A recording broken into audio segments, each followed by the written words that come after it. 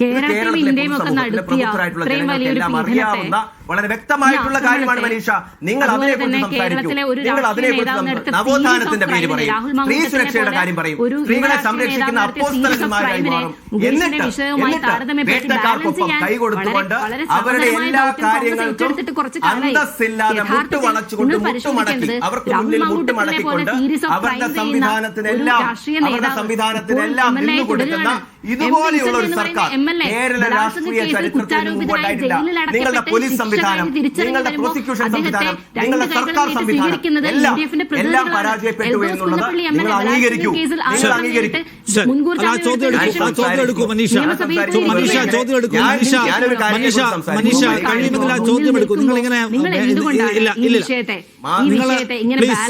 ഞാൻ ചോദിക്കുന്നത് നിങ്ങളിത് ഈ ചോദ്യം എടുക്കൂ മനീഷ, ചോദ്യം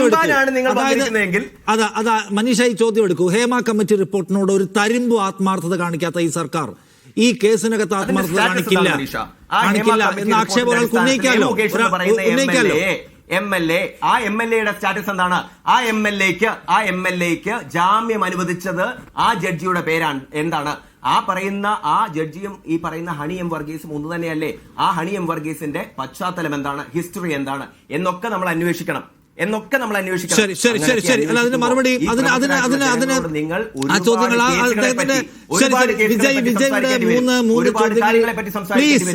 വിജയുടെ 3 പോയിന്റ് ചോദ്യങ്ങൾ സ്പെസിഫിക് ആണ്. മനീഷ അത് എടുക്കും. അതിനു മുൻപ് ഞാൻ വിജയോട് ചോദിച്ച 3 ചോദ്യങ്ങൾക്ക് കൂടി വിജയ് മറുപടി പറയേണ്ടതുണ്ട്. ആദ്യം ചോദ്യങ്ങൾ ഉന്നയിച്ചാൽ ഞാൻ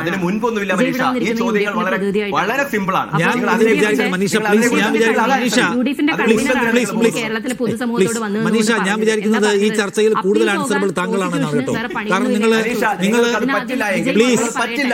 വിജയ് മറുപടി പറയുന്നുണ്ട്. അല്ല മനീഷ, ഞാൻ ചോദിക്കുന്നത് മനീഷ ഈ ചർച്ചയിൽ കൂടുതൽ സമയം നിങ്ങൾക്ക് തരുന്നത് മനീഷ, ഞാൻ ചോദിക്കുന്നത് UDFന്റെ കൺവീനർ എടുത്തുള്ള പൊസിഷൻ കേരളം കാണുകയും അവർ എക്സ്പോസ്ഡ് ആയിട്ടുള്ളതാണ്. അവർ എത്ര വിശദീകരിച്ചാലും അത് വിശദീകരിക്കാൻ കഴിയില്ല. എന്റെ ചോദ്യം മനീഷ, നിങ്ങൾ കൂടുതൽ സമയം എടുക്കുന്നത് നിങ്ങൾ ആൻസറബിൾ ആയതുകൊണ്ടാണ്. നിങ്ങൾ റൂളിംഗ് പാർട്ടിയെ റെപ്രസെന്റ് ചെയ്യുന്നു, നിങ്ങൾ സ്റ്റേറ്റിനെ റെപ്രസെന്റ് ചെയ്യുന്നു, ഭരണകൂടത്തെ. അതുകൊണ്ടാണ് കൂടുതൽ ചോദ്യം. അതുകൊണ്ടാണ് ചോദിക്കുന്നത്. സർക്കാരിനോട് ജനത്തിന് ചോദിക്കാനുള്ളൂ. കോൺഗ്രസിനോട് നമുക്കിപ്പോൾ ഒരു പരിധി കവിഞ്ഞ് ചോദിക്കാൻ പറ്റില്ല. അവരവരുടെ നിലപാടില്ലായ്മ എക്സ്പോസ്ഡ് ആയി കഴിഞ്ഞു. ഇതാണ് പ്രശ്നം. ഹേമ കമ്മിറ്റി റിപ്പോർട്ട് ഒതുക്കാൻ നോക്കിയ നിങ്ങൾ ദിലീപിന്റെ കേസിൽ പരമാവധിയിൽ പോകുന്ന ആരെങ്കിലും വിചാരിക്കും? നിങ്ങളുടെ സംവിധാനം അല്ലെങ്കിൽ പോലീസ് സംവിധാനം അതിനുത്തരം പറയൂ. നിങ്ങളുടെ ഉദ്യോഗസ്ഥന്മാരെല്ലാം അതിന്റെ ഉത്തരം പറയൂ മനീഷ. ബാക്കിയുള്ള കാര്യങ്ങൾ ഹേമ കമ്മിറ്റിയിൽ അവർ തന്നെ പറഞ്ഞിട്ടുള്ളതാണ് മൊഴി കൊടുത്തവരുടെ പ്രൈവസി നോക്കേണ്ടതുണ്ട് എന്ന് അവർ തന്നെ പറഞ്ഞിട്ടുള്ളതാണ്. പ്രൈവസി ഒന്നുമല്ല. ആ റിപ്പോർട്ട് 5 വർഷം പൂർത്തിവെച്ച് അതിന്മേൽ ഒരു നിയമം ഉണ്ടാക്കിയോ ചട്ടം ഉണ്ടാക്കിയോ സിനിമ ഫിലിം ഫീൽഡിനെ ജെൻഡർ ഈക്വൽ ആക്കിയോ എന്നൊക്കെയുള്ള ചോദ്യം അവിടെ ഉണ്ടല്ലോ. പറയാത്തത് അല്ല, എന്തുകൊണ്ടാണ് നിങ്ങൾ തോറ്റത് എന്ന് മാത്രം മനീഷ ഈ 40 മിനിറ്റ് കഴിഞ്ഞിട്ട് പറഞ്ഞിട്ടില്ല. മനീഷ, ഒരു സീരീസ് ഓഫ് ക്രൈം ചെയ്യുന്ന ഒരു ലൈംഗിക നിരന്തര കുറ്റവാളിക്കെതിരെ ഒരു അക്ഷരം പോലും ഉരിയാടാൻ UDFന്റെ മനീഷ രാഹുൽ മാങ്കൂട്ടത്തിന് വേണ്ടി ദിവസം കുറെ കളഞ്ഞ അല്ല മനീഷ, പ്ലീസ് മനീഷ രാഹുൽ മാങ്കൂട്ടത്തിന് വേണ്ടി ദിവസം കുറെ കളഞ്ഞ ഫ്ലോറായി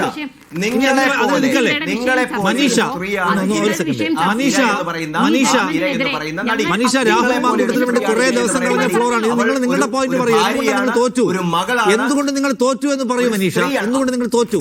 എന്തുകൊണ്ട് നിങ്ങൾ ഇരയ്ക്ക് നീതി വാങ്ങിച്ചു കൊടുക്കുന്നതിൽ പരാജയപ്പെട്ട ഒരു സ്റ്റേറ്റ് സംവിധാനമായിട്ട് ഇവിടെ നിൽക്കുന്നു? നിഷാദ്, എന്തുകൊണ്ടാണ് ഈ കേസിനകത്ത് ഞങ്ങൾ പരാജയപ്പെട്ടതെന്ന് മറുപടി പറയാൻ നിഷാദിന് കഴിയുമോ? നിഷാദ് മറുപടി പറയൂ. നിങ്ങൾക്കത്